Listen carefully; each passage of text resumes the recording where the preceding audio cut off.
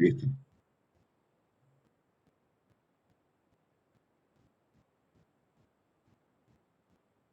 Estamos grabando. Vamos a comenzar la clase de hoy. Habíamos hablado en la clase anterior de clasificación. Bueno, habíamos definido formalmente qué es una ecuación en derivadas parciales, qué es la solución de una ecuación en derivadas parciales, y vimos una clasificación basada en el orden, en la linealidad o la semilinealidad. Y también dimos la clasificación según eh, antes,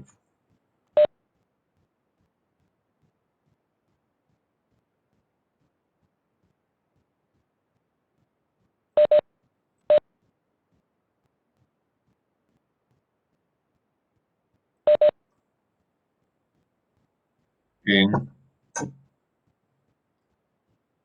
elípticas, hiperbólicas y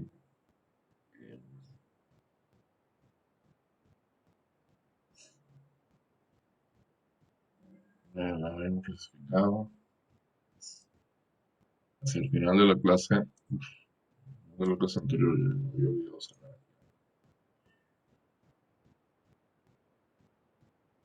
Bueno, lineales, semilineales, que era lineal en la parte principal. Eh, Vimos el teorema de superposición y habíamos hecho la clasificación elíptica, parabólica e hiperbólica basados en este número discriminante de la ecuación. Hoy, antes de eh, llegar a comenzar a resolver ecuaciones en derivadas parciales, lo primero que vamos a resolver es la de la onda. Vamos a comenzar algo de notación.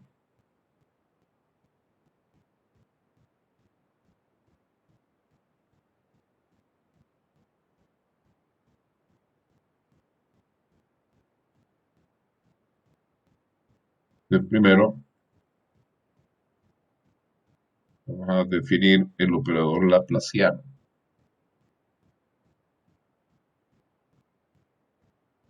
La ventaja del laplaciano es que nos va a dar eh, una notación más compacta para muchas de nuestras ecuaciones diferenciales. Vamos a definir el operador laplaciano en n dimensiones. Si tenemos una función u, un n,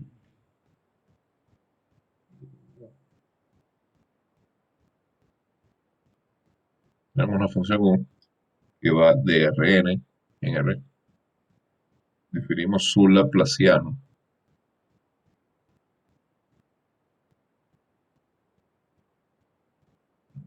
El laplaciano como el operador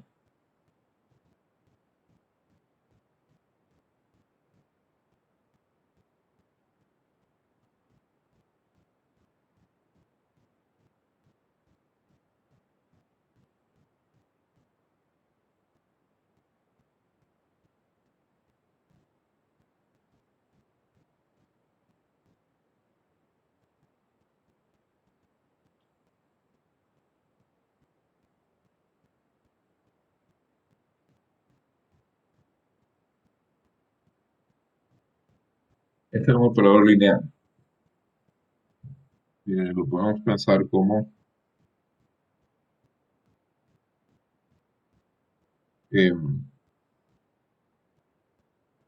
una operación que toma las segundas derivadas de una función eh, sobre cada variable. Entonces, aplicado a U, Laplaciano y la suma. Aplicado a U, el Laplaciano nos da la segunda derivada de U con respecto a x1 más la segunda derivada de u con respecto a x2, y así sucesivamente hasta la segunda derivada de u con respecto de xn. ¿Sí? La notación que utilizamos para el laplaciano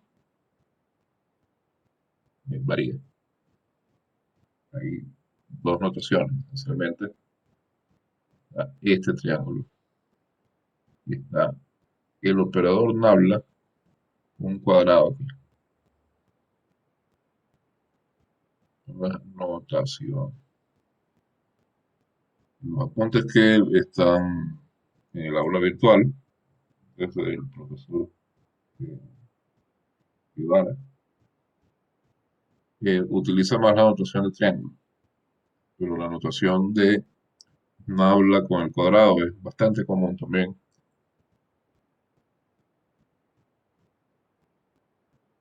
es súper común.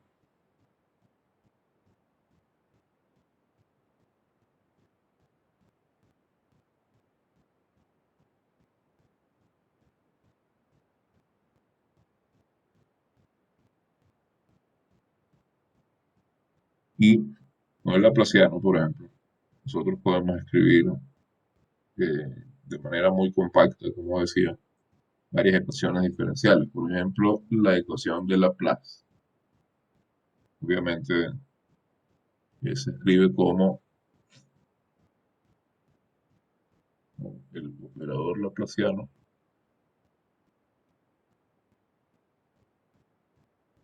Tenemos la ecuación de Laplace en n dimensiones, por ejemplo, escrita de manera muy sucinta.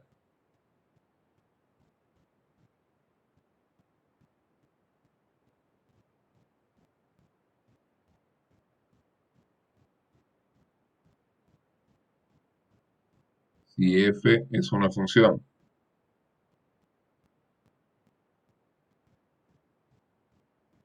que va de Rn en R,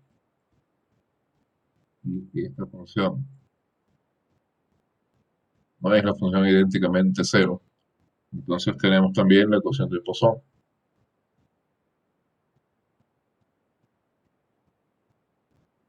Ecuación de Poisson en n dimensiones, que es también, como habíamos visto, una versión no homogénea de la ecuación de Laplace. Si tenemos una función que va de Rn R en R, acá vamos a suponer que la variable temporal está en R, la variable espacial, perdón, está en Rn, y la variable temporal está, por supuesto, en R. Tenemos una función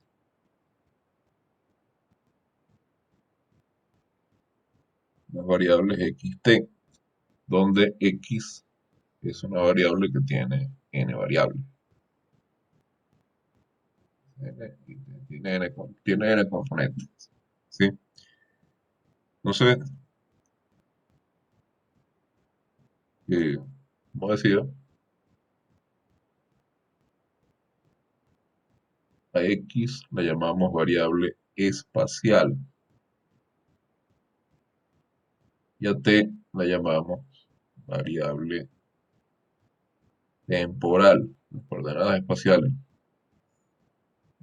varían en Rn, por supuesto la coordenada temporal varía en R, llamamos t. Entonces, en este caso, aplicamos el laplaciano solo a las variables espaciales. Y en este caso, el laplaciano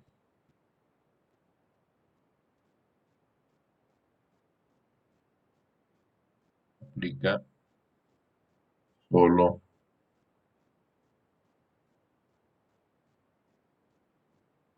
a las variables espaciales. Entonces, con esta convención, pues, también resulta sencillo escribir el laplaciano, eh, escribir, perdón, las ecuaciones que hemos visto de forma muy compacta. Es decir, en este caso vamos a tomar Laplaciano de U como esta suma, solo sobre la variable espacial,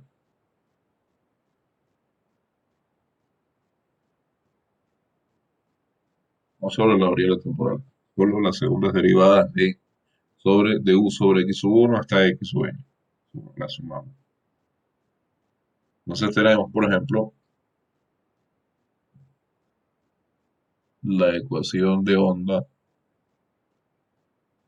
en n dimensiones.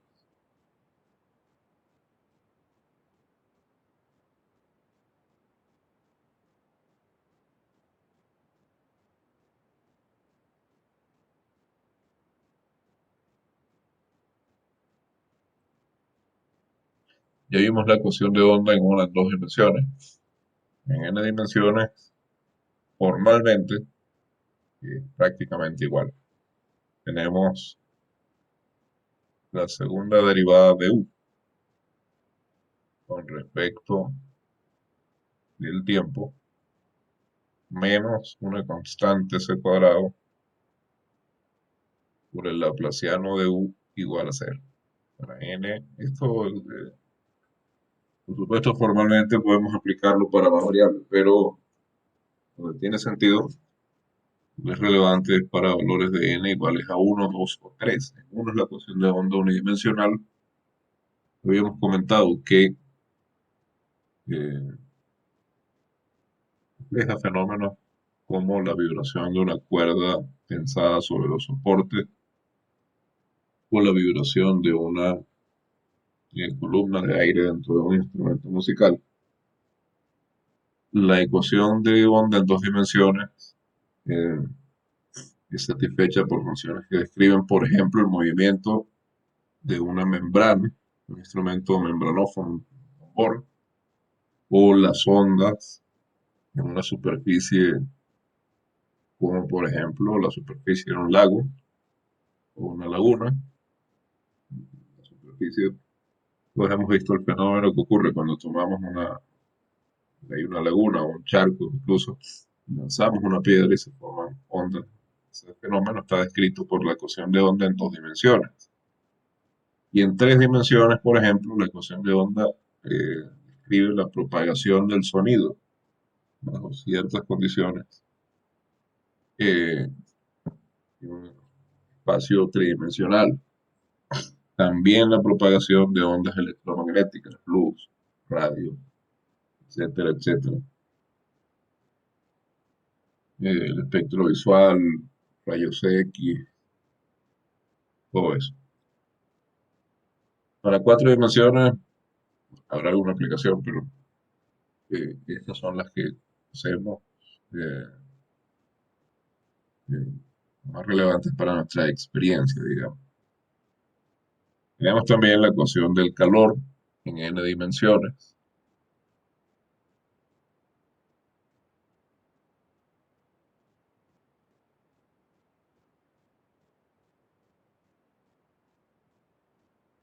Y la ecuación del calor en n dimensiones, pues también formalmente pues, se parece mucho a la ecuación del calor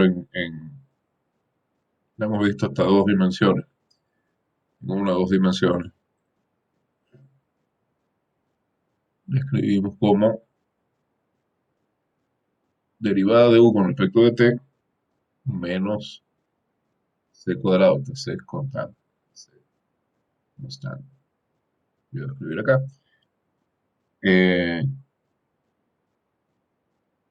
C cuadrado por el laplaciano de u igual a cero. Bien, acá pues tenemos los casos relevantes en una, dos y tres dimensiones. En una dimensión, habíamos comentado también, tenemos por ejemplo la propagación del calor, que modela la propagación del calor sobre un alambre o una vara o algún trozo de material cuya longitud sea eh, mucho mayor relativamente que su corte longitudinal, corte no transversal. ¿Sí? Em, o por ejemplo, una vara de metal, un cable, esas cosas. En dos dimensiones tenemos la propagación del calor, un dibujito, una dimensión, tenemos la propagación del calor en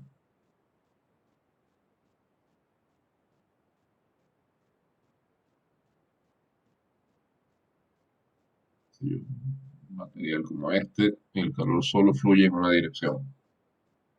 Es decir, estamos suponiendo que no escapa por las paredes del material.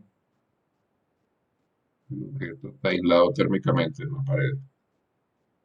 También pudiera aplicarse en una situación en la que tenemos, por ejemplo, eh, dos habitaciones, digamos, separadas por una pared y que el calor fluyera solo en dirección de una habitación a la otra. Y también pudiéramos utilizar la cuestión del calor en una dimensión. Una habitación, digamos, otra habitación y cada una pared. Y acá solo fluye perdón, el calor de una habitación a la otra. También estaríamos usando la cuestión en una dimensión que vamos a plantearnos ese problema. Si no lo vamos a resolver para dos dimensiones, la situación pudiera ser, por ejemplo, tenemos un disco, digamos, metálico,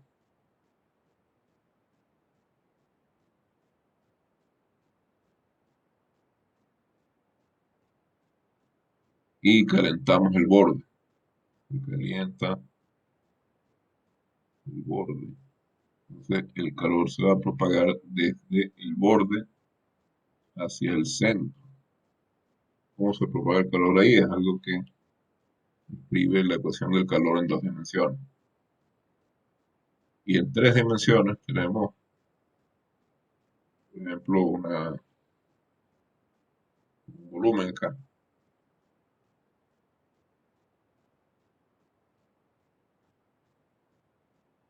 Y tenemos un foco de donde está irradiando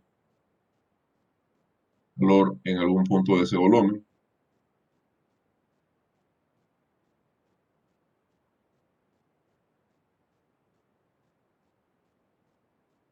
También se describe con la ecuación de calor y, por ejemplo, otra situación en la que se usa el calor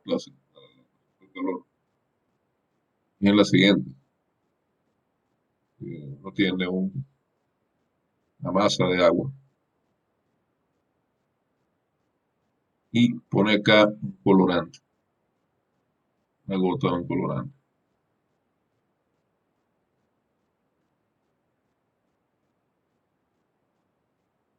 Este colorante se va a dispersar de alguna forma.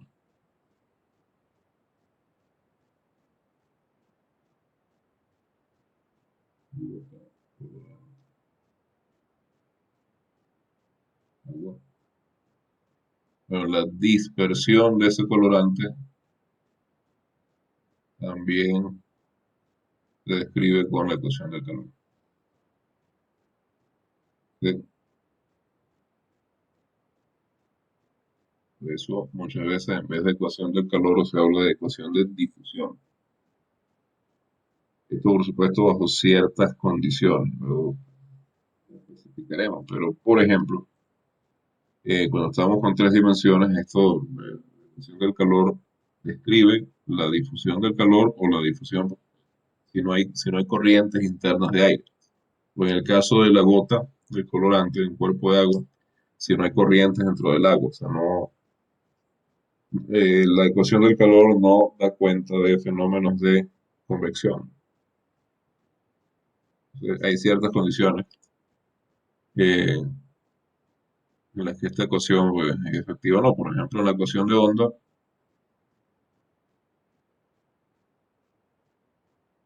yo no hablaba de la ecuación de onda. Ah, sí, yo he comentado la ecuación de onda. La ecuación de onda también tiene sus limitaciones. Por ejemplo, habíamos comentado que cuando uno estira una cuerda y la suelta, ella empieza a vibrar de acuerdo con la ecuación de onda. Pero si uno la estira demasiado, lo rompe. Y ya la ecuación de onda no sirve. Entonces, eh, la ecuación de onda eh, tiene sus limitaciones en cuanto a eh, cómo es la situación de la que se parte. Lo mismo pasa con la ecuación del calor, también tiene sus limitaciones en cuanto a las condiciones del fenómeno, por ejemplo, la ausencia de corrientes internas en el volumen donde se está difundiendo el calor. Y otra ecuación conocida que vamos a escribir usando el laplaciano es la ecuación de Schrödinger,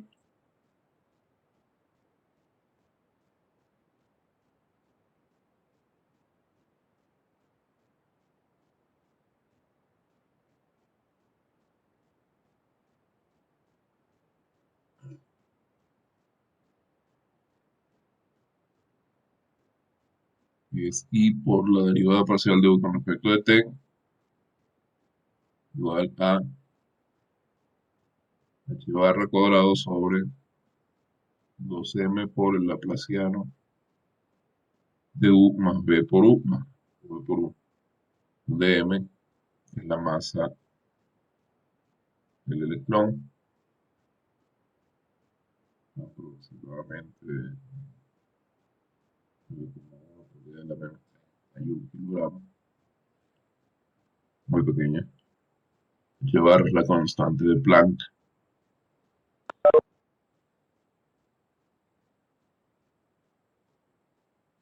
que es aproximadamente 6,63 por 10 a la menos 34. Y por supuesto la unidad imaginaria, y U y B,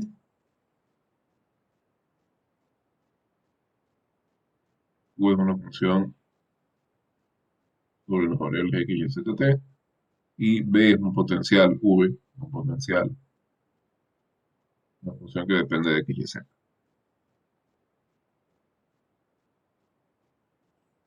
Otro operador que va a ser útil, el operador de D'Alembert.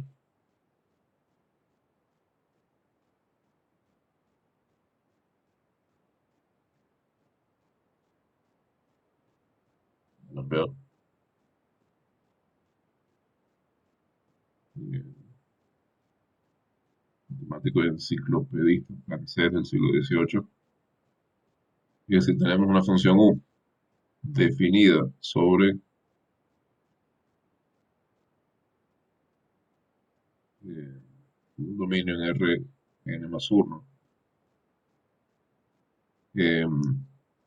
por supuesto, vamos a pensar en U como una función sobre n variables espaciales y una variable temporal.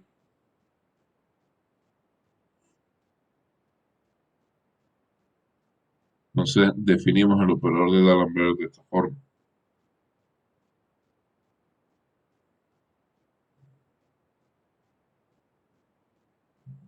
D'Alembert, que lo denotamos como cuadrado, y la segunda derivada respecto del tiempo menos el laplaciano. Recuerden que el laplaciano, la otra notación que tenemos es la de triangulito. Entonces, el operador cuadrado de U o el operador de D'Alembert aplicado a U, y la segunda derivada de U con respecto del tiempo, menos el laplaciano cuadrado de U.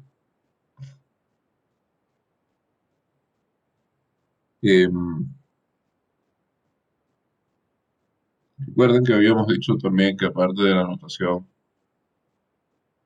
de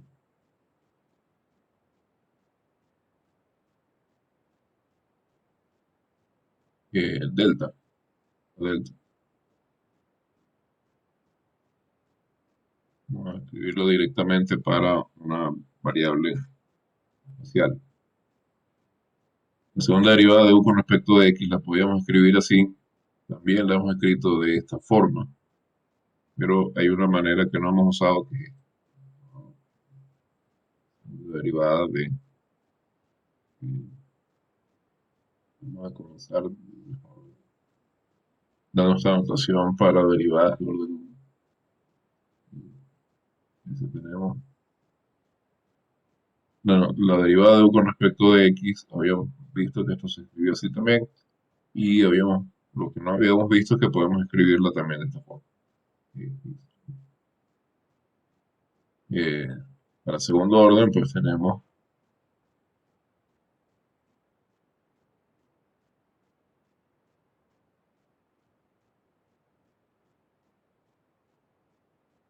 eh, esta notación.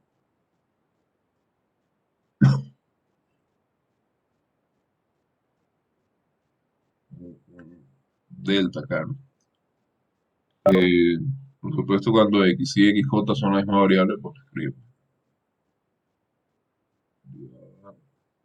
x cuadrado, y acá x y x y, y acá delta, y acá x y x.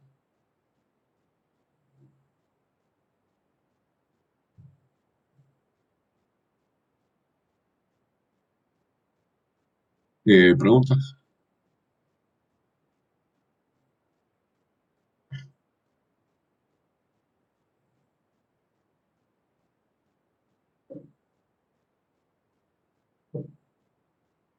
Yo sé cómo quedar la presión.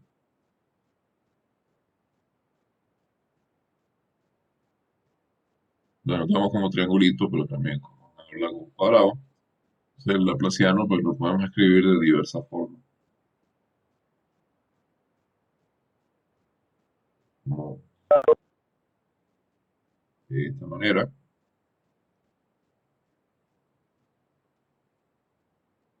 pero también con esta notación,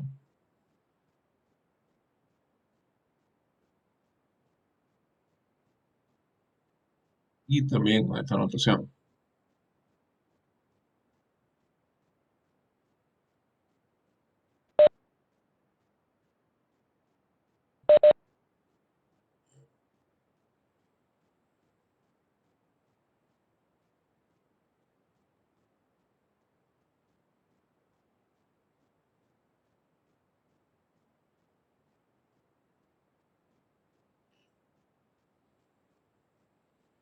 Mi notación favorita, como ustedes pueden haberse dado cuenta, es la notación de, de Leibniz.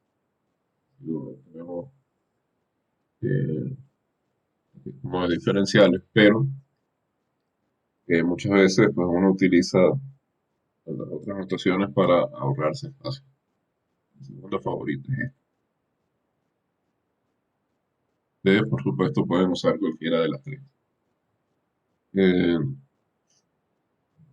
Otro tema que debemos tocar antes de comenzar a resolver ecuaciones en derivadas parciales, el de las condiciones adicionales sobre una ecuación.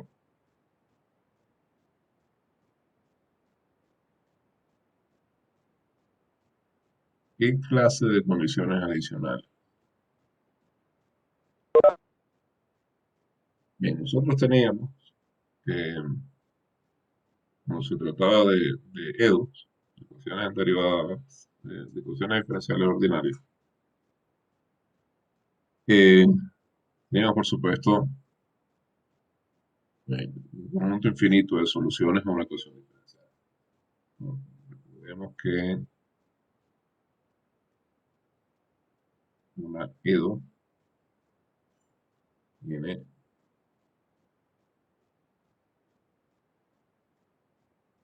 infinitas soluciones. Entonces, si queremos tener un problema con una solución única bajo alguna hipótesis, ¿no? Necesitamos añadir una condición. Debemos tener un problema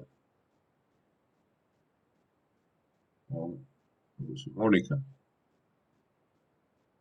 bajo ciertas hipótesis.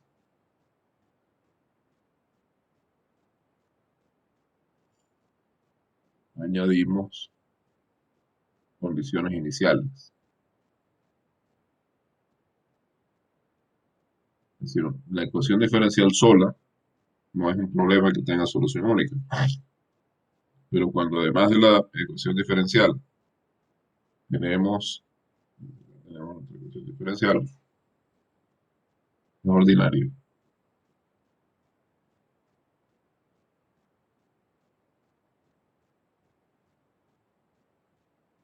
Cuando además de esto tenemos una condición inicial, es decir, tenemos un valor para y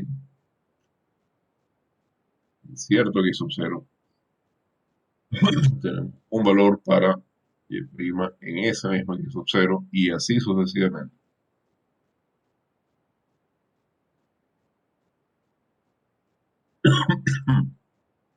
Por supuesto, en orden 1, orden 2,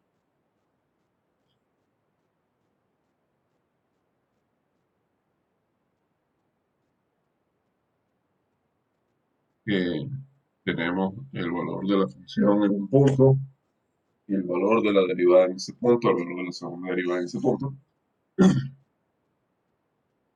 Cuando tenemos estas dos cosas, recuerden que esto era un problema de Cauchy. Perdón, ese es el nombre que le damos. Entonces,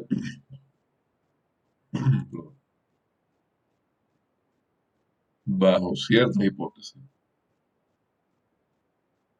la hipótesis del teorema de existencia y unicidad, el problema de Cauchy tiene solución única.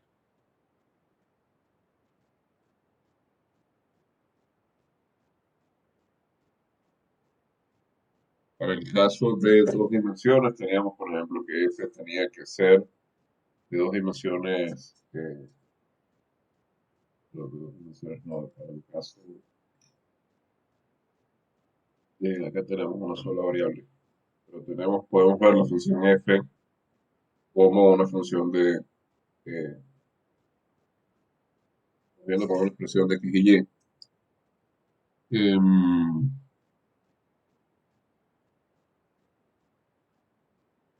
Tenemos algunas condiciones de continuidad. Aquí no lo había revisado, pero es algo que ya se vio.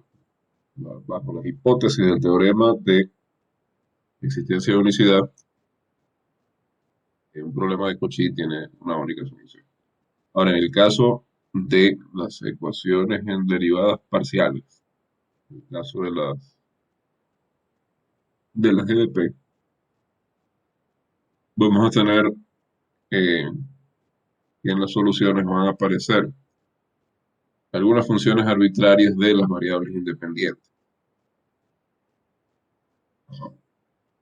Entonces, para determinar esas funciones arbitrarias que aparecen, necesitamos dar ciertas condiciones, aparte de las condiciones iniciales que vamos a llamar condiciones de frontera.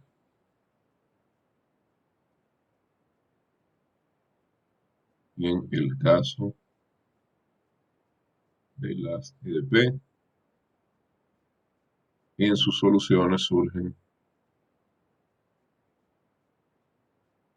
funciones arbitrarias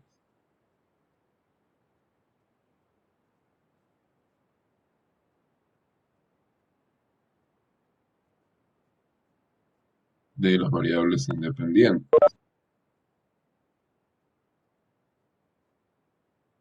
O sea, para determinarlas necesitamos condiciones adicionales.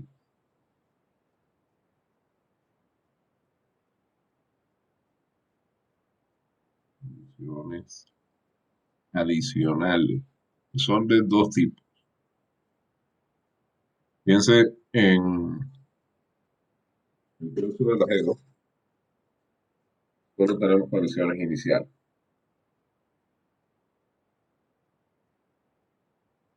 Y la idea es que si nosotros tenemos una ecuación que describe la evolución, recuerden lo que decíamos hace algunas clases, que las GEDO describen generalmente fenómenos que evolucionan en el tiempo, solamente se toma en cuenta la evolución en el tiempo.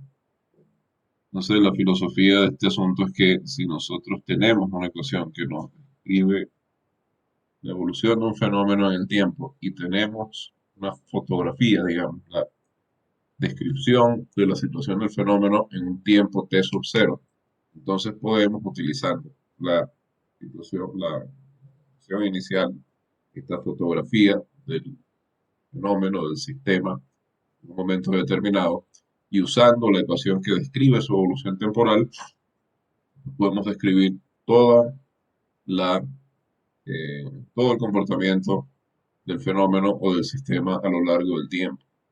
Y eso es una hipótesis razonable, que por supuesto parte también de la asunción de que nuestro fenómeno es continuo en el tiempo, de alguna manera. Bueno, cuando se trata de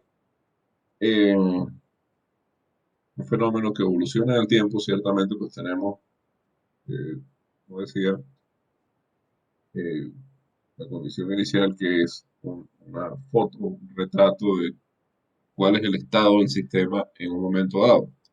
Pero el intervalo donde la función toma sus valores es un intervalo temporal.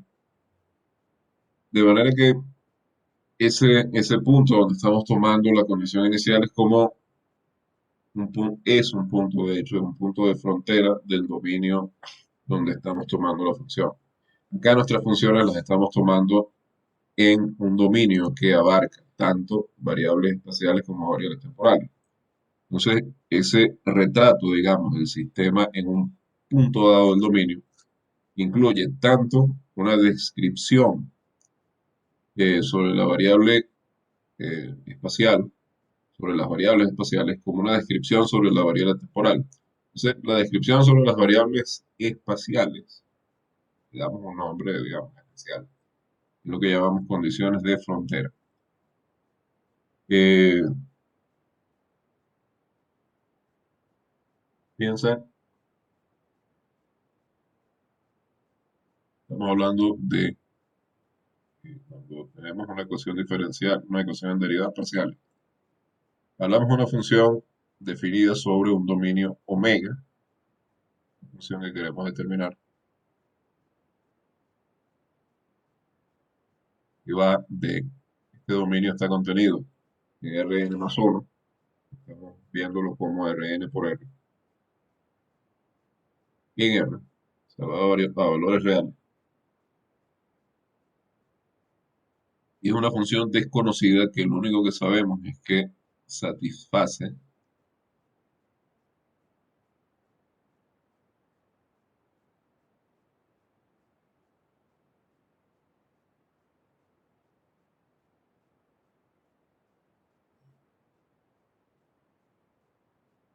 esta igualdad.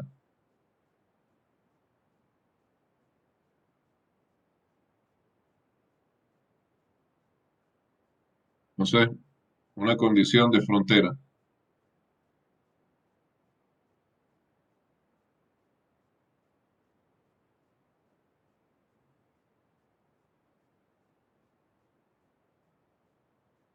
es un valor fijado para U en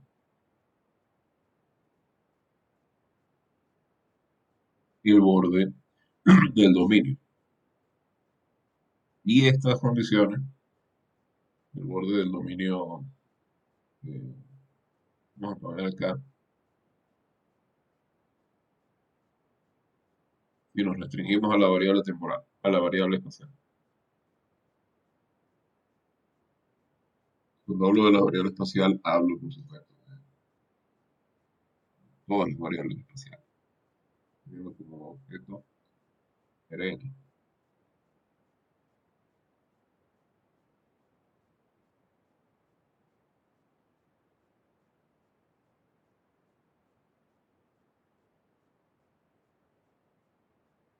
Em, Generalmente, las condiciones de frontera se obtienen,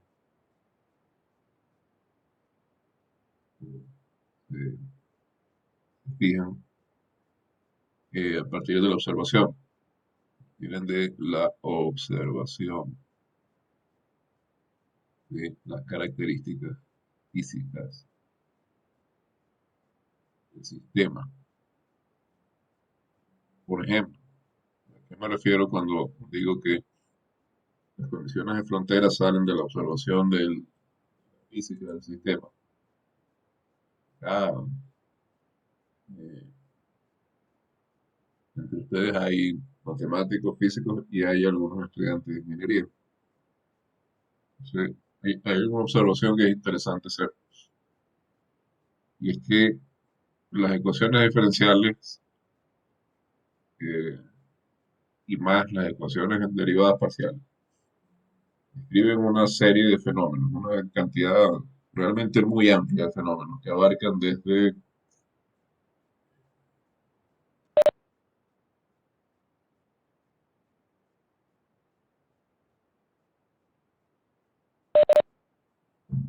visto fenómenos ondulatorios, difusión de calor.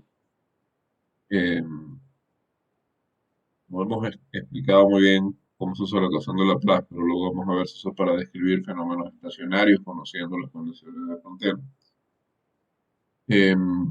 Pero también se pueden usar para un montón de cosas. Clima, eh, el comportamiento del mercado de valores. eh, Hay muchas cosas que pueden ser descritas. eh, la difusión de una enfermedad, por ejemplo, de un virus, de una bacteria. Hay muchas situaciones que se pueden describir usando ecuaciones diferenciales parciales. Em,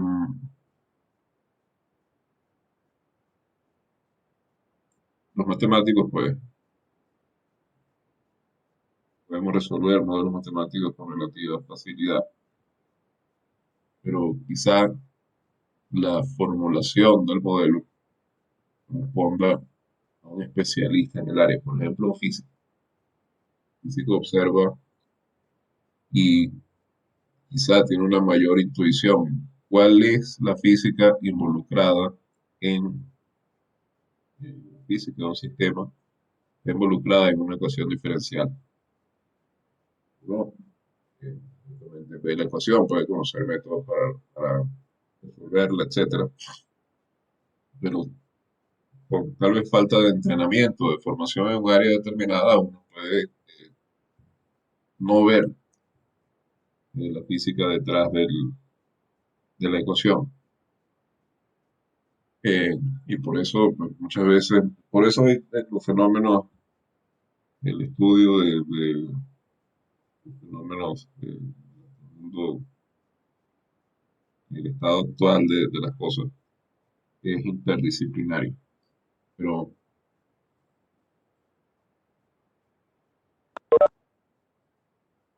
lo que quería decir con todo esto es que para establecer las condiciones de frontera, por ejemplo, eh, hace falta alguien que domine la física del problema o las características quizá extra matemáticas del problema. Por ejemplo, yo quiero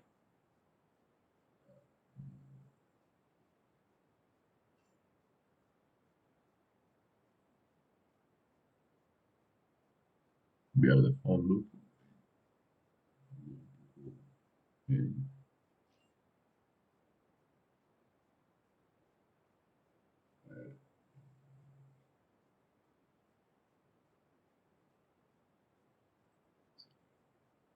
más fácil dibujar.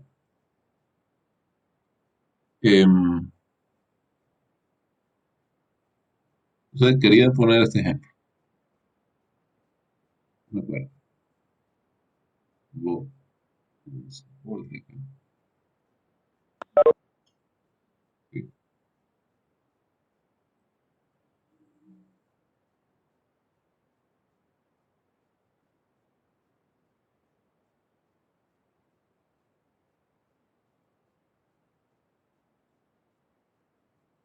o el piso,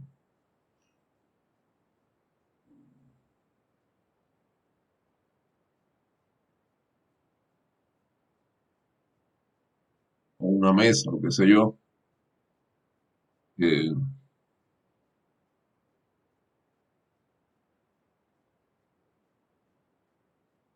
Acá tengo soporte, acá tengo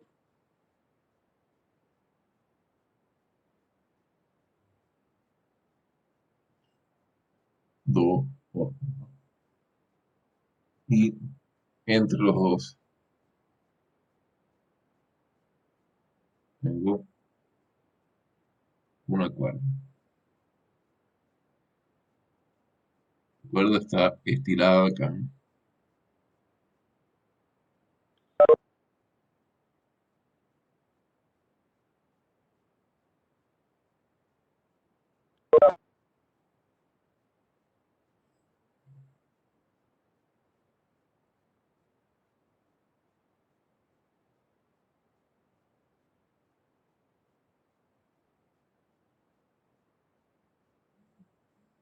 estirada, tensa, típica situación. Tengo un instrumento musical, digamos, ¿no? Un instrumento de cuerda, una guitarra, un violín, qué sé yo, entre el puente y la ceja.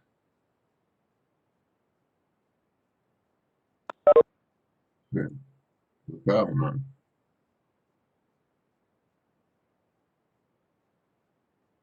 cuerda tensa entre dos soportes.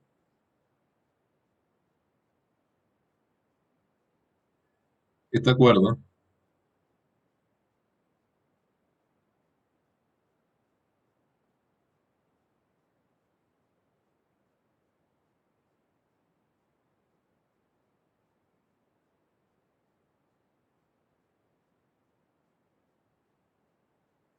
ya,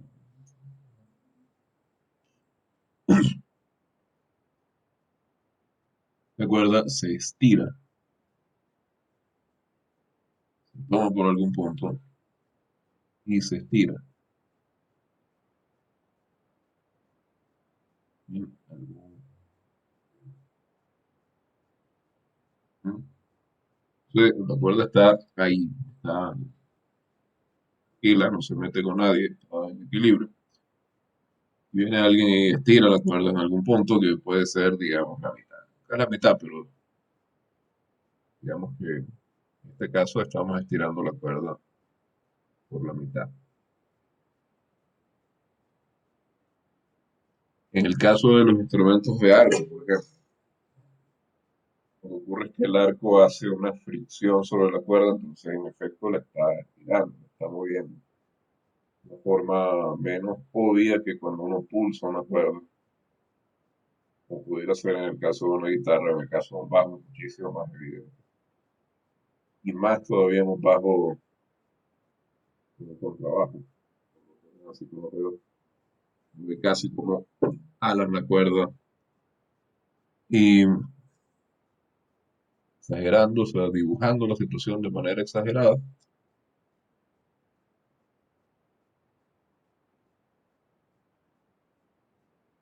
Digamos que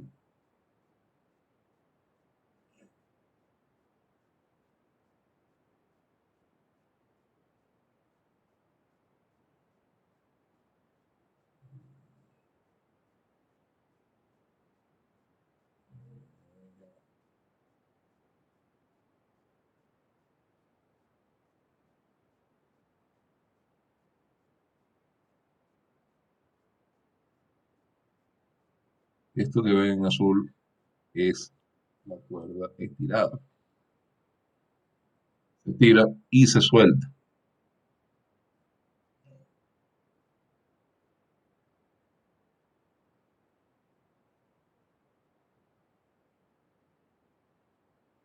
Cuando se suelta, la cuerda comienza a vibrar. La cuerda vibra. ¿Por qué vibra? porque la cuerda tiene una cierta tensión entre los soportes y una cierta elasticidad.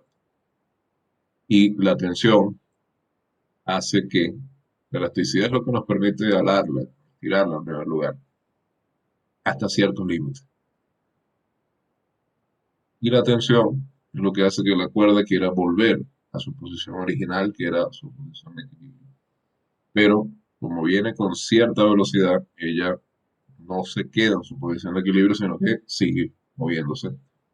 Y entonces trata de volver de nuevo a su posición de equilibrio, pero entonces se pasa de la posición de equilibrio, sube más allá y trata de bajar y sigue subiendo y bajando y vibrando hasta que eventualmente una cantidad de factores hace que la vibración vaya disminuyendo.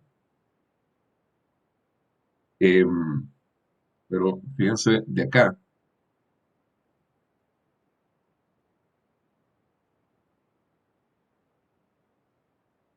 olvidé dibujar.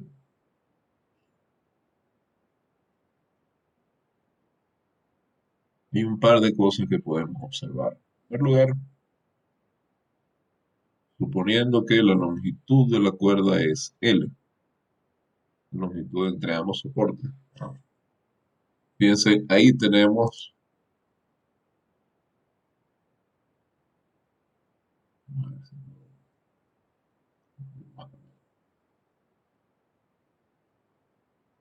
como decía, hay algunas cosas a observar. La primera es que la longitud de la cuerda es L. Esto quiere decir que la variable espacial, en este caso, tiene unidimensional, eh, la variable espacial, valores en el intervalo 0L. X está en 0L.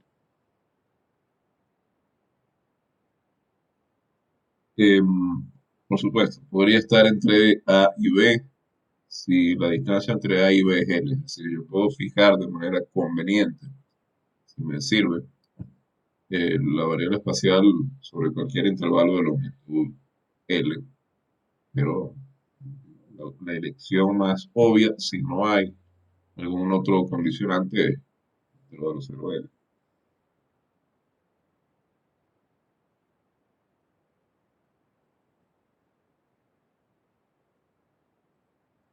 Una segunda cosa a observar es que nosotros,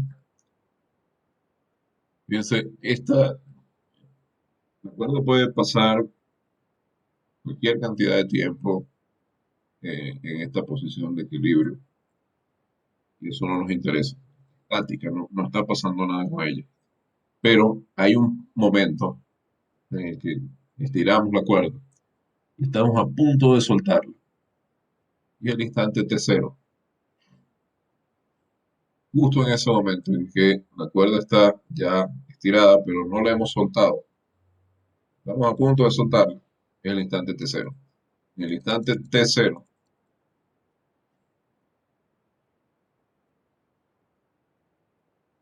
igual T0, tenemos, en este caso, fíjense, la podríamos describir usando,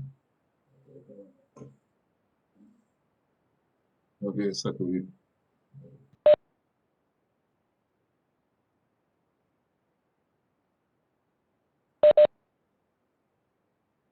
En este caso, aquí la forma es triangular, podríamos describirlo usando dos ecuaciones rectas.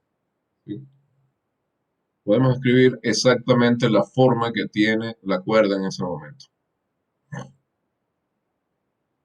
Tenemos una función que vamos a llamar f de x. Bueno, fíjense que depende solo de la variable espacial.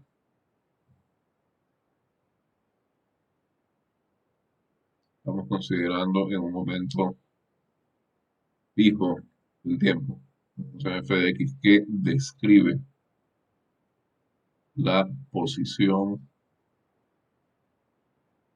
de la cuerda, ¿no?, para todo x en el intervalo donde varía, donde cambia la variable espacial. Entonces, noten que esto lo que significa es que si esta función, la función u, describe el movimiento de la cuerda, entonces para todo x, u de x en t0 es igual a esta función f de x. Y esta es nuestra condición inicial. La posición, esta es nuestra condición inicial. Pero más todavía,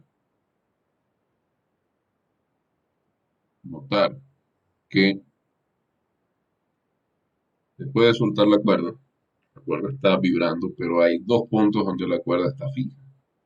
Puntos donde la cuerda simplemente no se va a mover. Y esos puntos son justamente en los soportes. Entonces, la cuerda no se mueve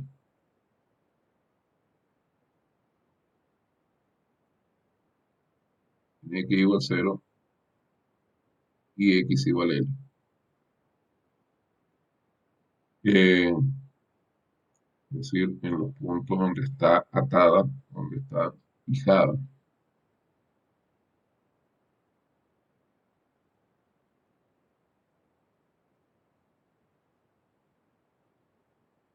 a los soportes. Entonces nosotros podemos decir que U en 0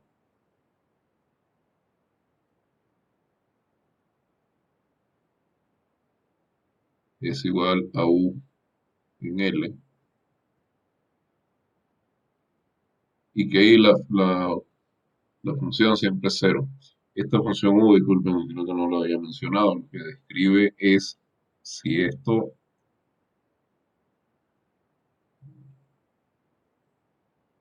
lo que describe es la distancia cuando la cuerda está vibrando. Y acá hay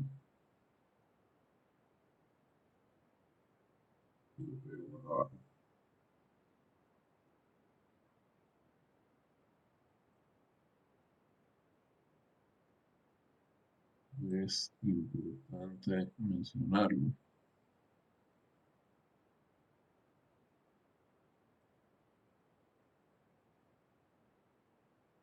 Y lo voy a escribir acá, lo voy a mostrar de manera exagerada.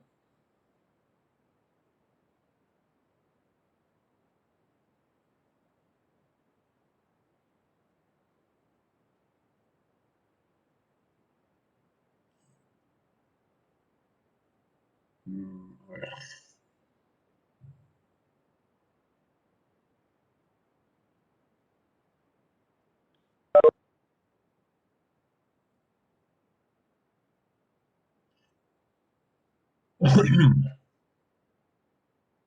Esta U, al estar en una situación unidimensional, lo que nos va a hacer es a medir esta distancia.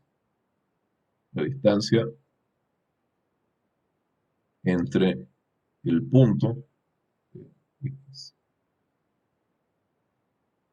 con signo. Positivo si está hacia arriba, negativo si está hacia abajo. De la cuerda en el punto X a la posición de equilibrio. La distancia, eh, no la distancia exactamente porque vamos a tener signo, pero la distancia con signo positivo si está hacia arriba, digamos, y con signo negativo si está hacia abajo, de la cuerda en el punto X en el instante T.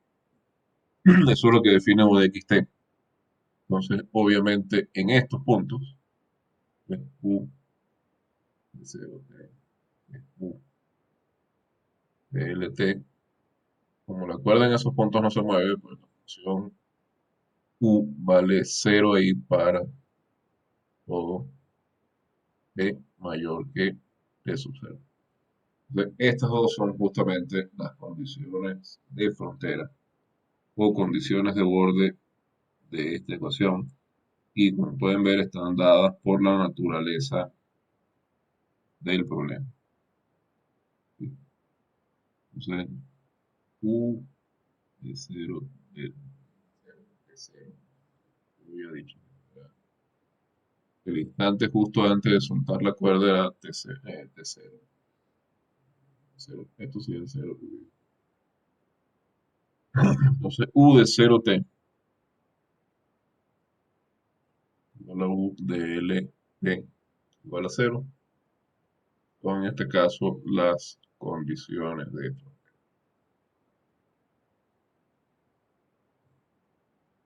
que están dadas por el problema. Ahora, hay varios tipos de condiciones de frontera. Por ejemplo, están las condiciones de frontera homogéneas, no homogéneas, etcétera. Vamos a hacer una pausa de unos 5 minutos y luego que continuemos, vamos a ver los tipos de condiciones de frontera que hay. Y eh, tendremos tiempo de comenzar a estudiar la solución del problema, la solución de la ecuación de onda en una dimensión. Entonces tengo 8 y 17, 8 y 22, entre 8 y 22 y 8 y 23. Continuamos.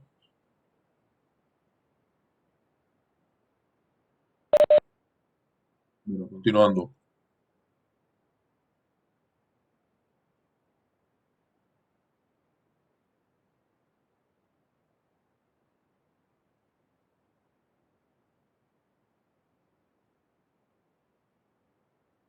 Había dicho que vamos a mirar tipos de condiciones de frontera.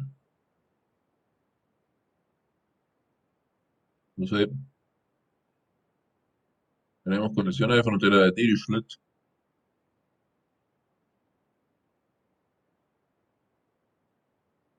que son las que se dan solo sobre la función U.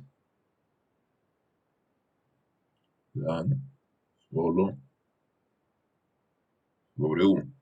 Es decir, soluciones de este tipo.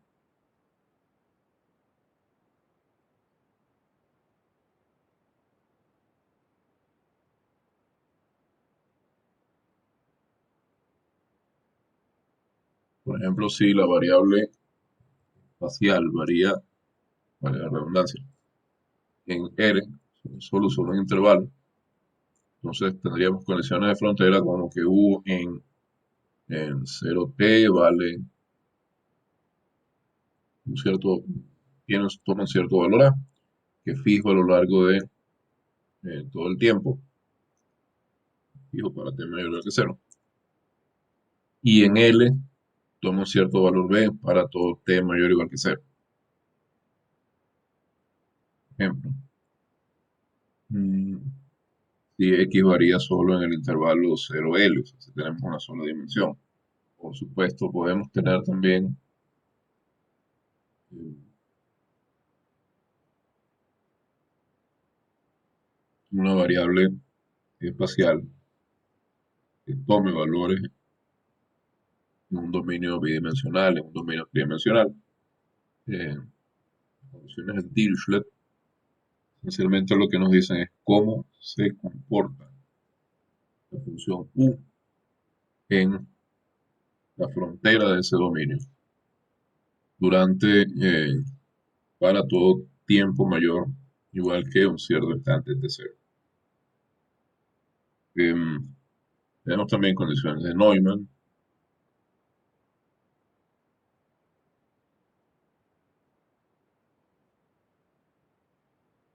que son condiciones sobre la derivada de la función en alguna dirección.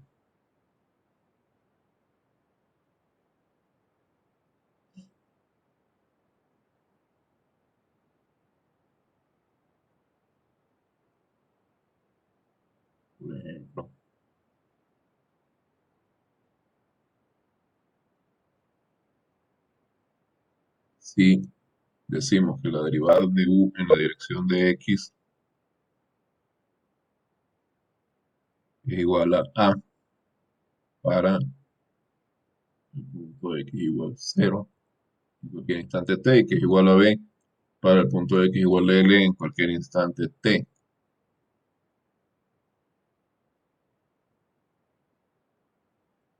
Y tenemos también condiciones de frontera de Robin, que son las que mezclan condiciones mixtas. Es decir, mezclan tanto condiciones de tipo de Dirichlet como condiciones de tipo Neumann. Eh, condiciones de frontera mixtas. Ejemplo,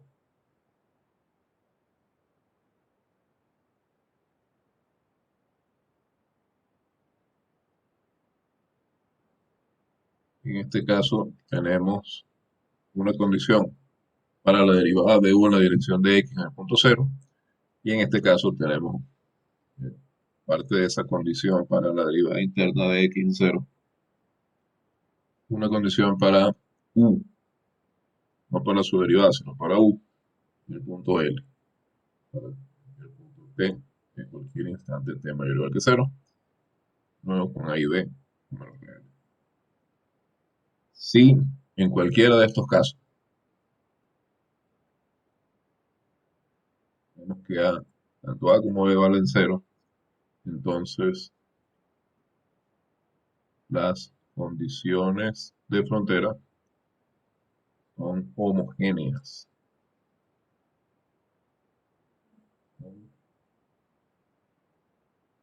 Homogéneas. Cualquiera de los tres sean condiciones de Neumann, de Dirichlet o de Robin, si en todo el dominio espacial vemos que nuestra condición de frontera vale cero, entonces en ese caso tenemos condiciones de frontera homogéneas. Por ejemplo, en la clase anterior de SP, recuerden el último problema que hemos resuelto,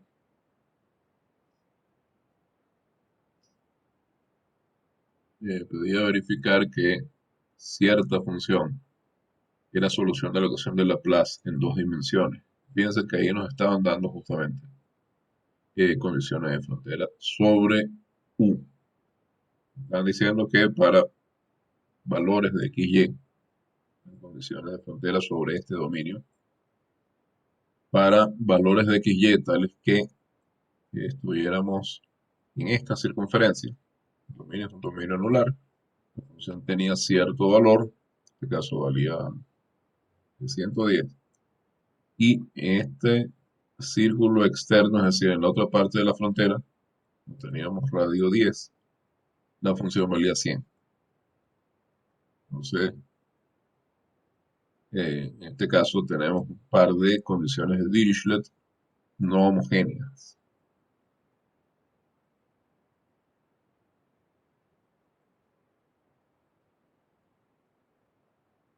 Por otro lado, pues ya las condiciones iniciales, como vimos, están dadas sobre el valor de la función u en el punto t igual t0. Generalmente cogemos t0 como 0, valor de u o sus derivadas.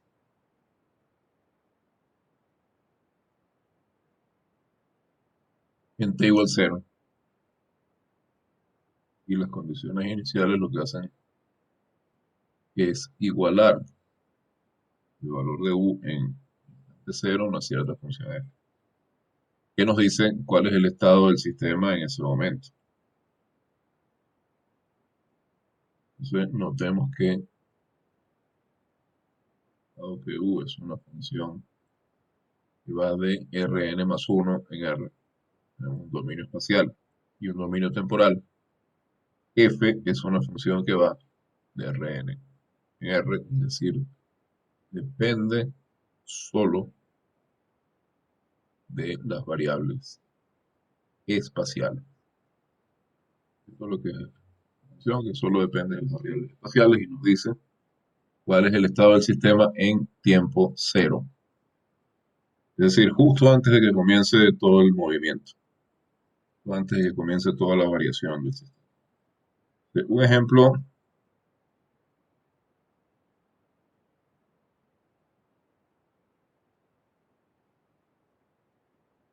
es el siguiente. Si yo tengo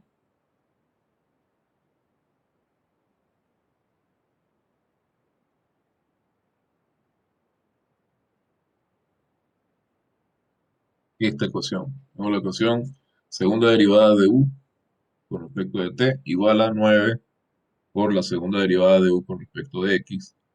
Y aquí estoy especificando un dominio, estoy especificando que t tiene que ser mayor que 0 y que x va a variar entre 0 y pi. Esto que está acá es, desde luego, una ecuación de onda. Es una ecuación de onda unidimensional. Fíjense que tengo segunda derivada de u igual a c cuadrado por segunda derivada de x con c igual a 3. Tenemos una ecuación de onda. Sobre esa ecuación de onda ponemos estas condiciones de frontera. Vimos que cuando tenemos una cuerda vibrando, la cuerda justo en los puntos donde está atada al soporte no vibra, no se mueve. Entonces tenemos las condiciones de frontera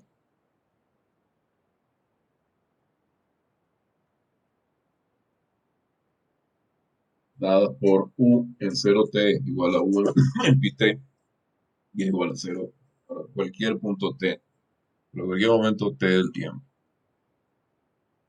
Y tenemos una condición inicial que nos dice que en el instante cero la cuerda tiene cierta forma, cierta posición. Y además tenemos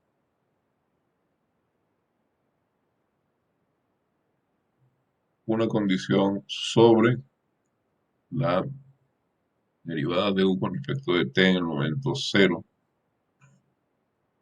Y es que, para todo pi, 0 pi, y es que la derivada de u con respecto a t a tiempo cero es cero. ¿Qué significa eso? Significa que no le estamos dando una velocidad inicial a la cuerda, sino que simplemente estamos dejando que tenemos la cuerda en cierta posición y la estamos soltando. Esta función f, por supuesto, si yo quiero especificar el problema, pues tengo que darla de manera explícita.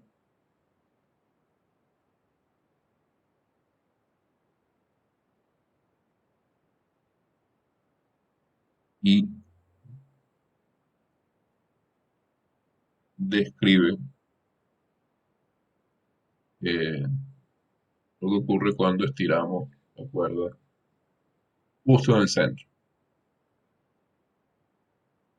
La situación que tenemos es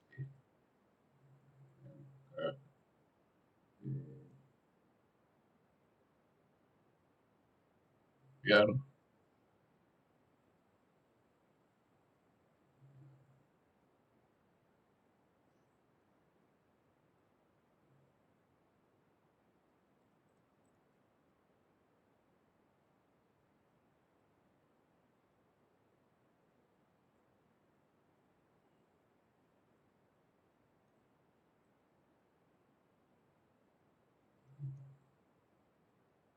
No sé, la longitud en este caso es pi.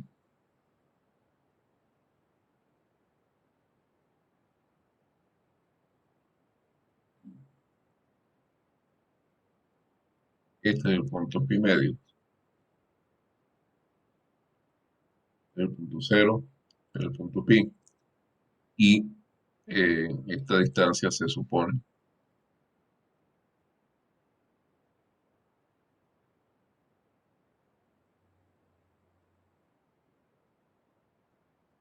En pi medios esto vale justamente a esta escala, pero eh, tomamos la cuerda en el centro, la estiramos pi medios hacia arriba, soltamos.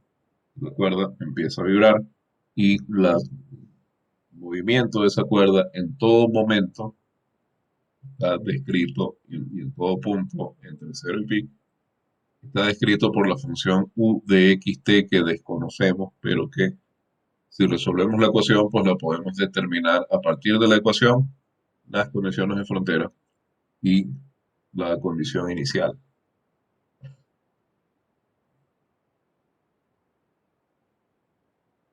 Eh, ¿Alguna duda, alguna pregunta, alguna observación?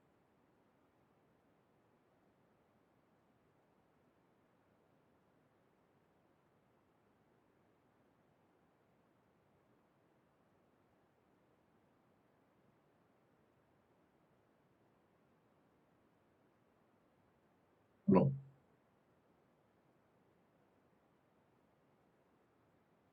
no,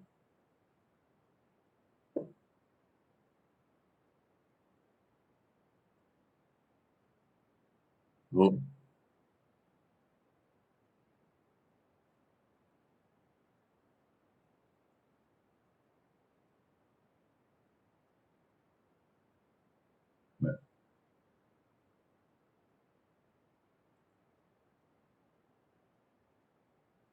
no,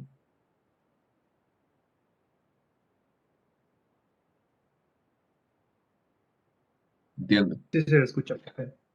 Lo, Sí que se la escucha. Sí, lo escuchamos, profe. sí, bueno, no solo se escuchan, sino si se entiende por qué estoy dando esta función f como condición inicial. Lo que estoy haciendo es estirar la cuerda y justo antes de soltarla tiene esta forma. Bueno, cuando uno deduce la ecuación de onda unidimensional, hay algunas suposiciones importantes que se hacen. Al deducir la ecuación de onda unidimensional a partir de la vibración de una cuerda,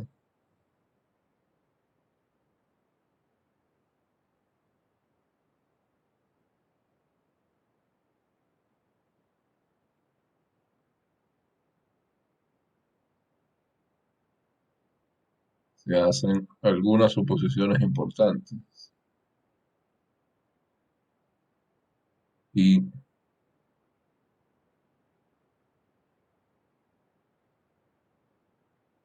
la primera es que la cuerda es homogénea, perfectamente elástica y no tiene ninguna resistencia o ningún estiramiento vertical.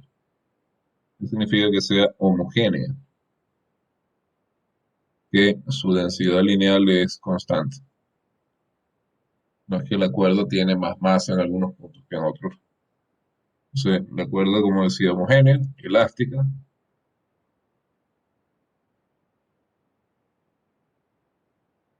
pues para simplificar la cuenta,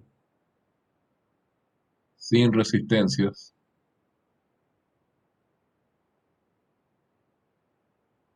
y sin estiramientos verticales.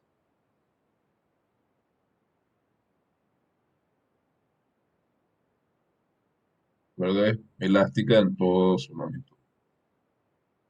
La otra cosa es que la tensión de la cuerda es suficiente como para que la gravedad no tenga una influencia significativa en el movimiento vertical.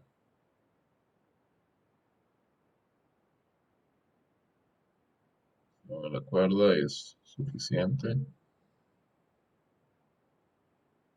como para que la gravedad no influya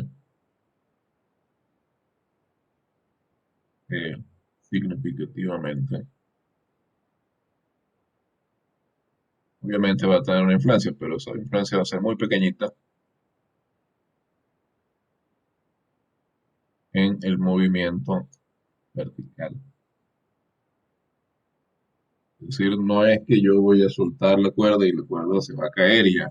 Como si tuviéramos, qué sé yo, una, una cuerda, una cadena entre dos puntos. Obviamente, si yo tiro la cadena, por ejemplo, como las que cierran algunos estacionamientos. Si estiro la cadena y la dejo caer, se va a quedar abajo. Punto. Porque no tiene la suficiente tensión. Entonces, esta no es la situación. Tenemos una cuerda que tiene una tensión suficiente como para que la gravedad no haga que la cuerda se quede abajo inmediatamente, sino que la tensión va a hacer que la cuerda vibre. Y la otra asunción que vamos a hacer es que la cuerda solamente vibra en el plano vertical, vibra en una sola dimensión. Ciertamente, pues eso no ocurre en la práctica. La cuerda va a vibrar en las tres dimensiones, porque vivimos en un mundo tridimensional, pero nosotros vamos a suponer que solamente está vibrando a lo largo del eje transversal, solo en el plano vertical.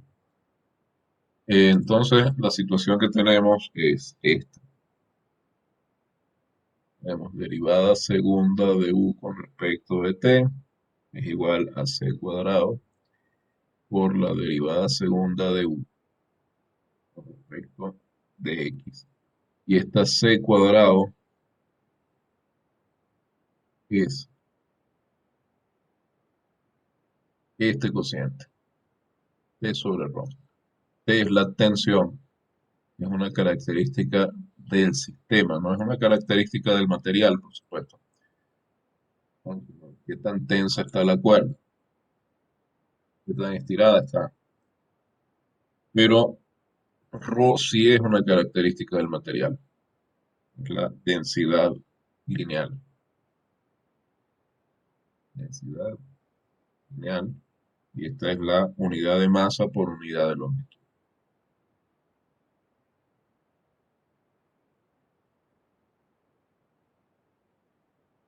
Unidad de longitud.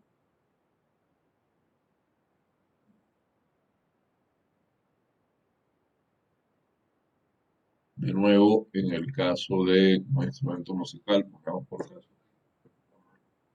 no, uno de los instrumentos más populares y más frecuentes. Prácticamente todo el mundo sabe eh, tocar cualquier, aunque sea el cumpleaños feliz, una guitarra, un charango, un bandolín, o sea, es un tipo de instrumento muy conocido, muy popular. Ustedes saben que mientras más vueltas le den a las clavijas, a las piezas finas, pues más funciona. Y cuando uno compra un paquete de cuerdas, generalmente les dice el grosor de cada cuerda, el calibre de cada cuerda. Eso nos da una idea de la densidad lineal. Nos dice cuál es el ancho y es acero, entonces uno conociendo la densidad del acero, pues más o menos puede saber cuál es la densidad lineal. Pero en todo caso son características del sistema y del material y por eso son constantes. Como se toman como constantes. La densidad lineal de la cuerda no va a cambiar a lo largo del tiempo, salvo algún evento extraordinario. Y bueno, se supone que la tensión uno la mantiene, la tensión entre los dos soportes es constante. Bien, entonces, para resolver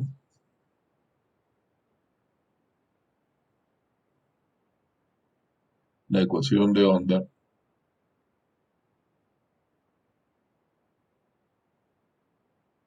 resolución, sí,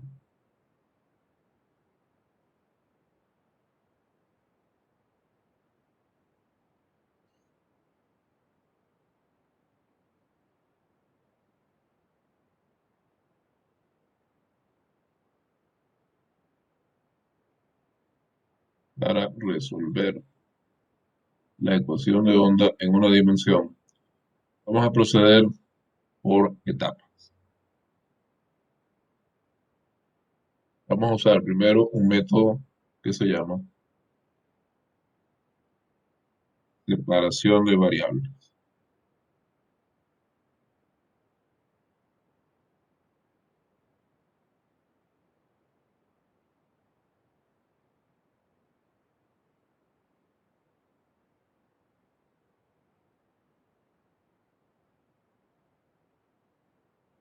Tenemos nuestra ecuación.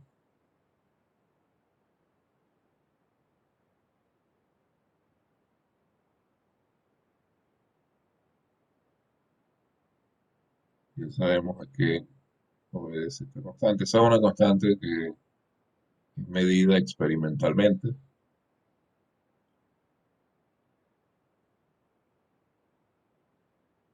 Esta función u de xt, como decía, es desconocida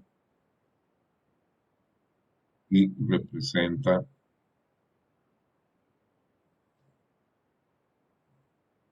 lo que técnicamente se conoce como la deflexión.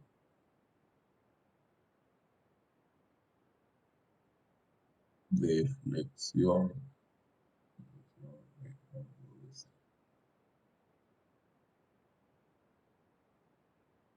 de U de,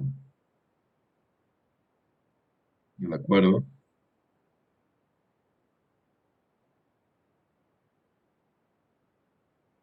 en el punto X en el instante T.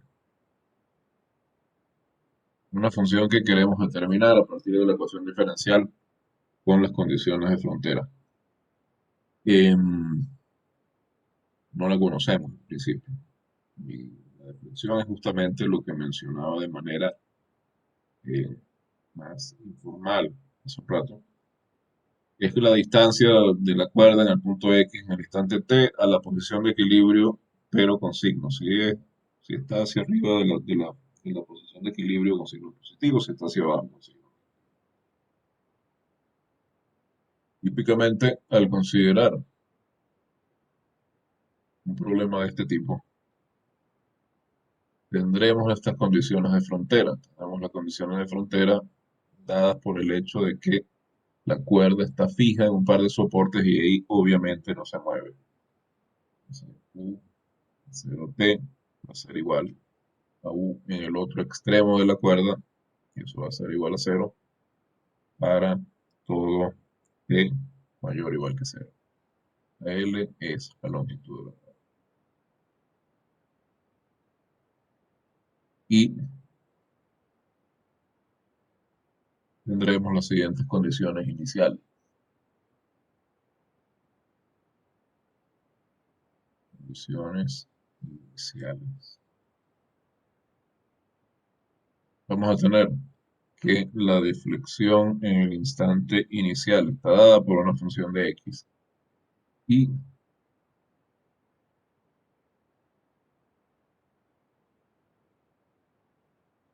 la derivada de u con respecto de t en el momento cero va a estar dada por una función g para todo x entre 0 y x. Generalmente vamos a tomar esta g como cero, es decir, justo en el instante cero uno no le da una velocidad inicial a la cuerda. Entonces, no le da un impulso. La velocidad inicial es cero. Entonces, para resolver este problema vamos a seguir tres etapas. La primera es que vamos a usar el método de separación de variables para encontrar una función de estas características.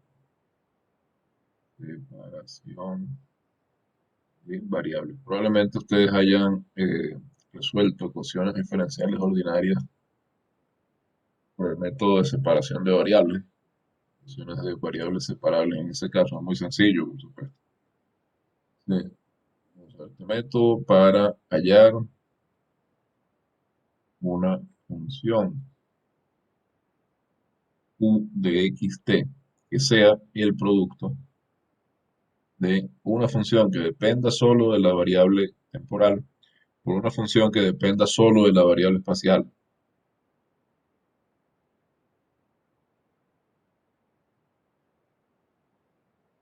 Entonces, vamos a usar este método para hallar una función de esta forma que satisfaga nuestra ecuación de onda. El otro paso es determinar la otra etapa, es determinar las soluciones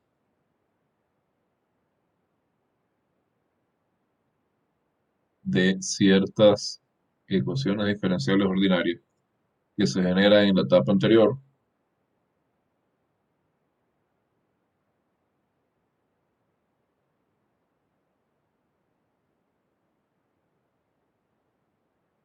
que satisfagan las condiciones de frontera.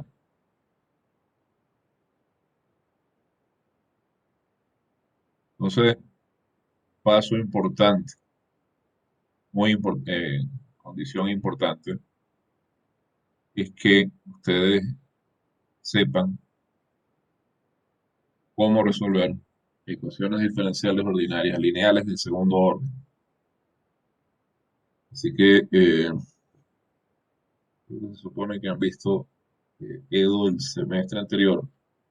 Si tienen alguna laguna, si tienen alguna duda, o si simplemente no recuerdan cómo resolver EDO lineales ordinarios, EDO lineales de segundo orden, eh, es un buen momento para que lo repasen. De todas maneras, yo igual les voy a refrescar la memoria, pero recuerden eso por su cuenta. Y finalmente vamos a utilizar series de Fourier para determinar, para componer, usando el principio de superposición, las soluciones halladas en la etapa 2,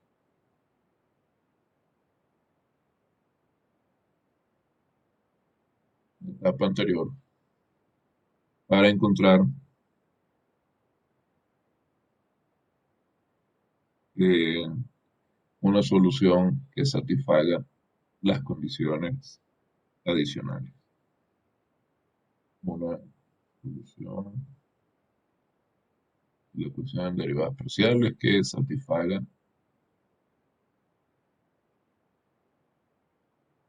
las condiciones adicionales. Como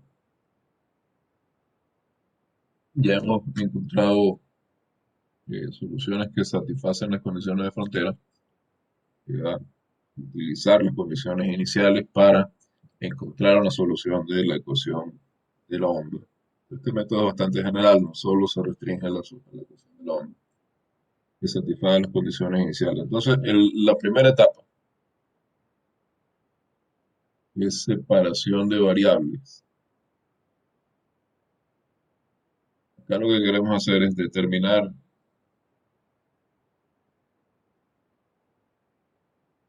debemos determinar soluciones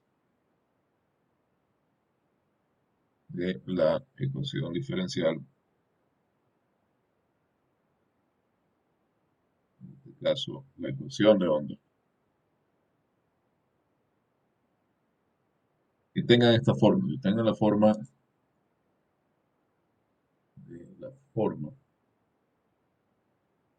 U igual a una función de la variable espacial por una función de la variable temporal. ¿Cuál es la ventaja de esto? La ventaja f depende solo de x y g depende solo de t. Unos 2, 3 minutos y eh, entonces fíjense, si yo tengo u de xt es f de x por g de t, entonces, no voy a terminar, pero digo, voy a darles cuál es la ventaja de considerar esto. Si ustedes derivan con respecto al tiempo, f es constante con respecto al tiempo. Entonces esto es f de x por la derivada de g con respecto al tiempo. Porque f de x constante respecto al tiempo. Entonces, obviamente, si vuelven a derivar, tienen de nuevo la constante que es f por la segunda derivada. Entonces, similarmente, la segunda derivada de u con respecto de x, que es la segunda derivada de f, de t, f segunda, que es la segunda derivada de f respecto de x. Entonces, reemplazamos eh, estas ecuaciones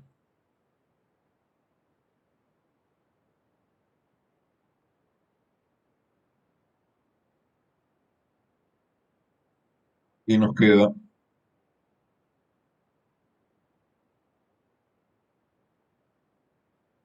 reemplazamos en nuestra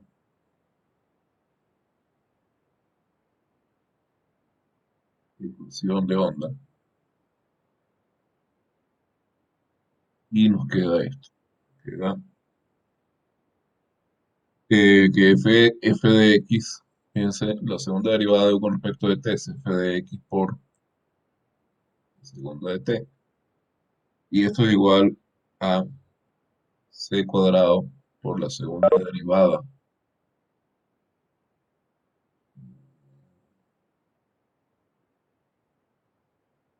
de u con respecto de x. Habíamos visto esto de f segunda de x por g de t. Entonces, tenemos lo siguiente. Tenemos que f segunda de t dividida para g de t con c cuadrado igual a segunda de x dividida para f de x. Y acá tenemos un lado que depende solo de t, otro lado que depende solo de x. De acá vamos a poder deducir algo,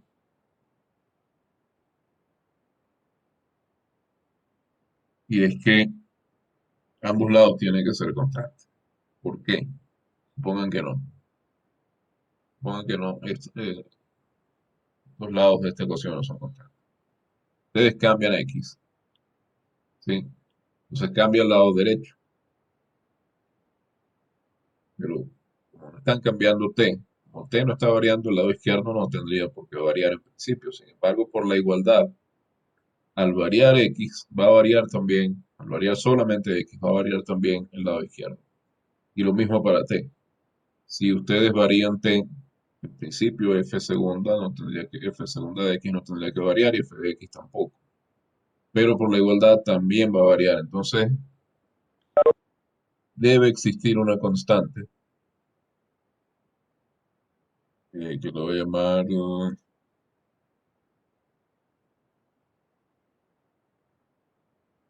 A, al que g segunda de t sobre c cuadrado por g de t es igual a f segunda de x sobre f de x y eso es igual a k. Y esta constante es la que llamamos constante de separación. ¿Qué ventaja tiene llegar a la conclusión de que hay una constante de separación? Pero ya no da tiempo de verlo hoy, lo vamos a ver en la clase próxima. Entonces, si no existiera tal constante, variar x variaría los dos lados y variar t variaría los dos lados de la igualdad. Pero eso se supone que no debe pasar porque hay un lado que solo depende de t y hay un lado que solo depende de x. Así que necesariamente tiene que existir esta constante de separación. ¿Cómo utilizar la constante de separación para resolver el problema? Es algo que veremos en la clase del miércoles. Bueno, nos vemos el miércoles. Que tengan un excelente día y un excelente inicio de semana.